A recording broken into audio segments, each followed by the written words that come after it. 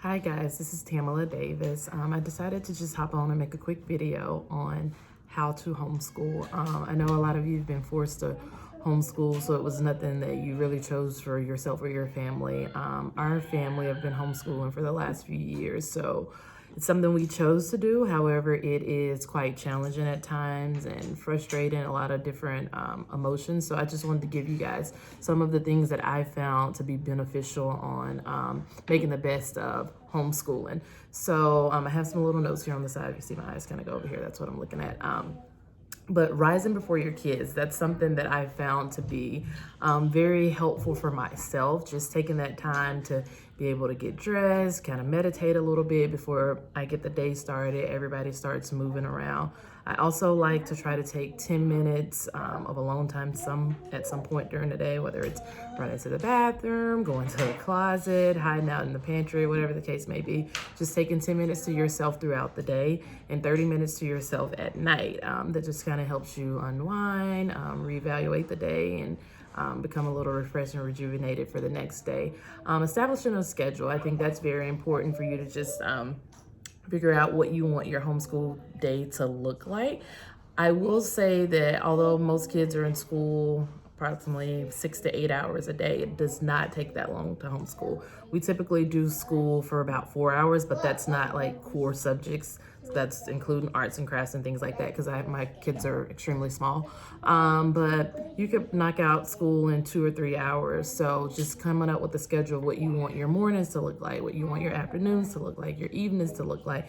What time do you want to specifically focus on school? Maybe planning out when you're going to have breakfast, when you're going to have lunch, snacks, and things of that nature. That helps everything kind of be on a routine. Don't get so stressed out where you're like, oh, it's 4:02, like it's time to do this. Just kind of have a schedule to let things naturally happen, but kind of keep you on track.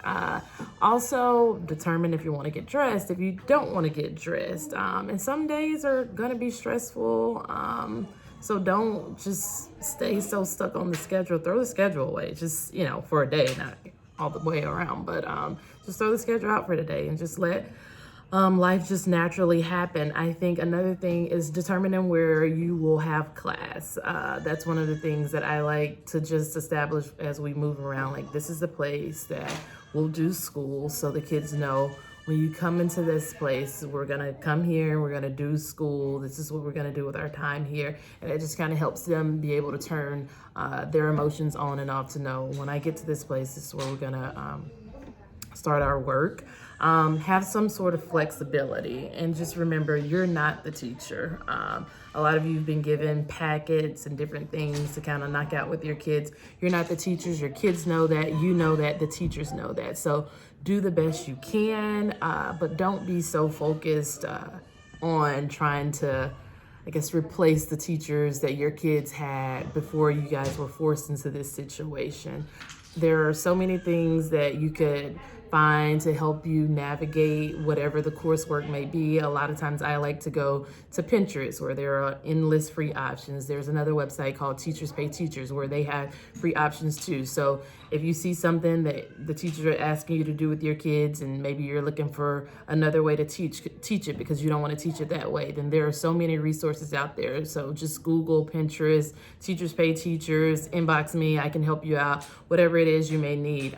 Have some sort of flexibility. Again, try to incorporate some games, try to get creative, minimize the distractions. That's something that was hard for me to do in the beginning, but I realized that a distracted parent is a frustrated parent. So if I'm spending more time being engaged in my phone, social media, TV, reading books, or whatever the case may be, just kind of taking the time to not be distracted. And when I'm not distracted, I'm able to put some focus on the kids, then that helps me not to be as frustrated. Read alouds.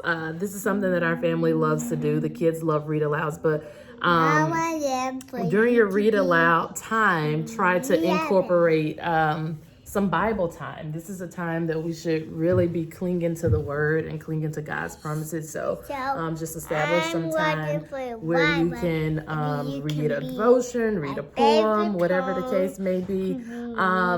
no comparing yourself to other moms, no comparing yourself to the teachers, no comparing your kids to their friends or your friends' kids, whatever the case may be. Like, we're all individuals, we're all different. So we just have to find things that works for us and not always compare ourselves to the kids. One-on-one time with the kids. This one has barged in on the video. So just finding some time to get one-on-one time if you have multiple kids, just so you're able to have some conversations with them, where you're able to, you know, ask them some tough questions. How are they feeling during this time? How are they enjoying homeschool so far? What are some things that's causing them to feel frustrated? What are some things that's causing them to want to get back to school? Is this homeschool thing something that they're enjoying? Not? How can you become a better parent? Whatever the case may be, just find something that you guys can discuss, have that one-on-one time. Take some time to refresh as a family, mentally, physically, emotionally. I think that's very helpful and beneficial. And then just give yourself some grace. Give your kids some grace. Don't worry about it. Don't stress. Don't try to have it all together. None of us do. None of us have it all together. We homeschool and we still have days where we're like, why did we choose to do this? So there are some days we just throw in the towel. So just know that you have a support system. I'm praying for you. There are 2 scriptures that I just wanted to hit on. I'm kind of over time, so I'll have you to look them up if you feel the need to. But it's James 1:5 and 2 Corinthians 12:9. So if you could just read those scriptures, those are 2 that I've been clinging to throughout my homeschool journey, and I've really been clinging to them recently because it's so much going on. So thank you. Be blessed.